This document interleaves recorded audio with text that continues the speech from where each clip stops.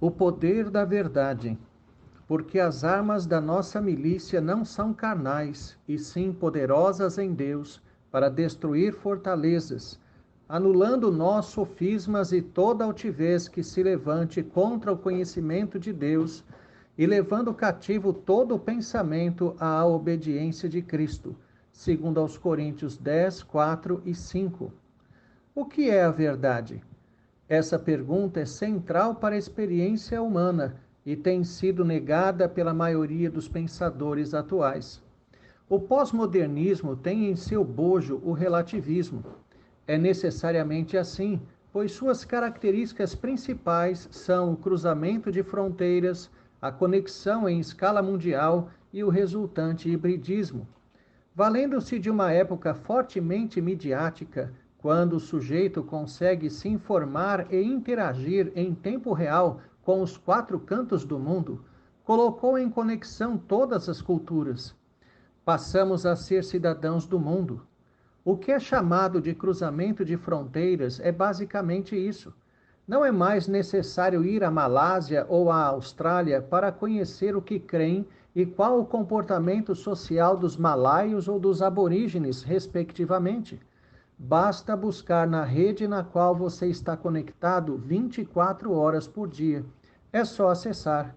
Portanto, cruzamos fronteiras sem sair de casa.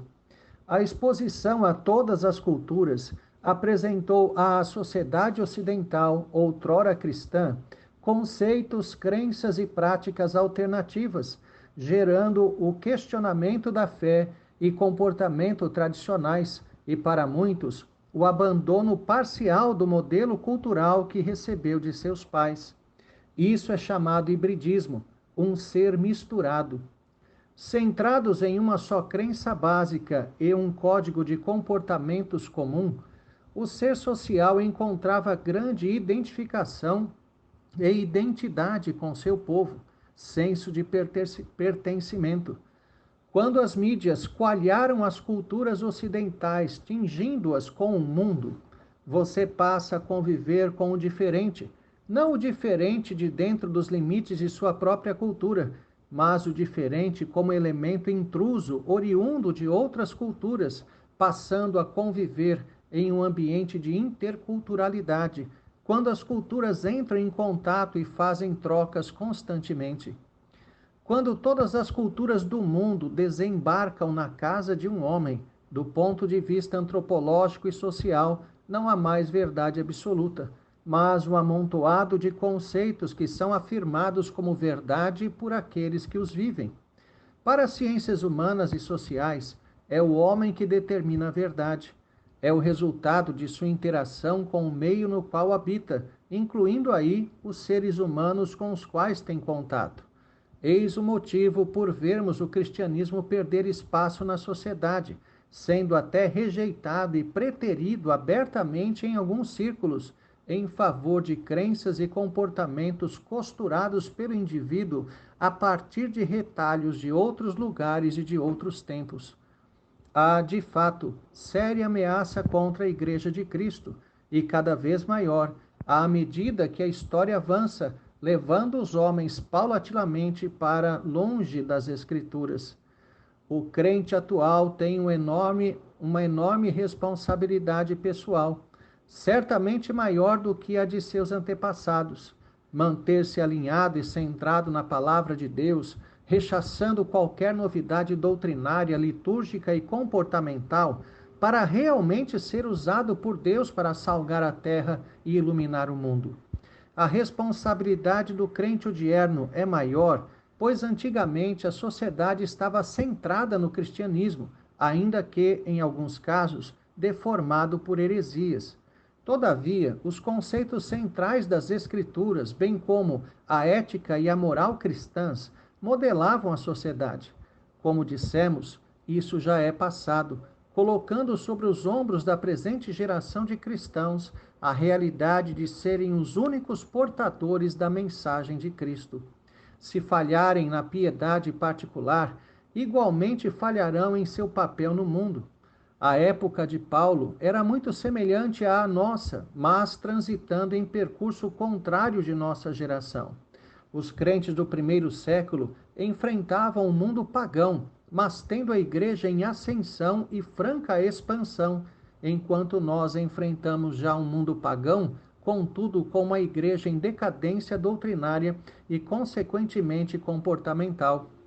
Igrejas locais são fechadas e desaparecem a cada dia em países que nasceram modelados pelo cristianismo.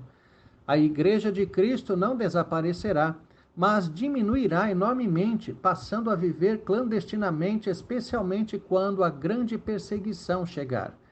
A igreja que haverá em escala mundial será forte e exuberante, mas apóstata, alinhada com o anticristo e com governos anticristãos. Quem detém a verdade detém o poder. Em nossos dias, a imprensa é reconhecida como o quarto poder exatamente por manipular e vender desinformações como verdadeiras.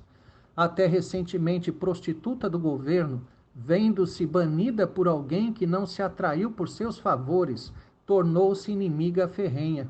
O poder da desinformação é capaz de manipular nações inteiras, como foi visto na Alemanha nazista, por exemplo.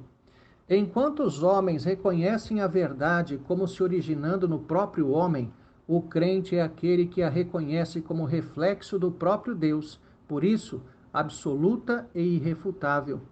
Compreendamos que o cristianismo é realmente exclusivista. Afirma ser a única religião verdadeira que busca adorar e servir ao único Deus verdadeiro. Não caiamos na tentação de formular um Deus politicamente correto, que agrade a todo homem e caiba em todos os sistemas de crenças, mas sem face, sem livro, sem vontade, um ente amorfo e líquido, concebido pelas ansiedades de homens caídos, que em nada reflete o verdadeiro ser de Deus. Afirmemos a verdade absoluta e eterna, conhecida nas Escrituras Sagradas. O ímpio vive a insegurança de determinar seus próprios caminhos e aquilo que reconhece como verdade. Nós descansamos no Deus eterno e imutável, santo e perfeito, todo sábio, cuja verdade sempre resulta o bem e a edificação da alma. Tenha um excelente dia na presença do Senhor. Reverendo Jair de Almeida Júnior.